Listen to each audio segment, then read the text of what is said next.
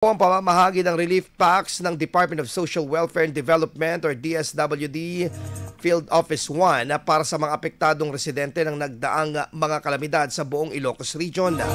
Batay po sa datos ng ahensya, nakapagbigay na sila ng 433,727 na family food packs at 3,243 non-food items at nasa 275 na ready-to-eat foods sa mga naapektuhan ng magkakasunod na bagyo at habagat sa Region 1. Tiniyak din ng DSWD na maayos at dekalidad ang mga ipinamamahaging relief sa pamamagitan ng pagsasagawa ng random inspection.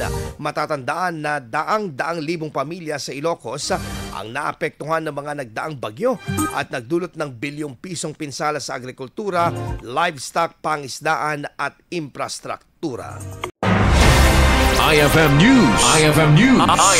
IFM News.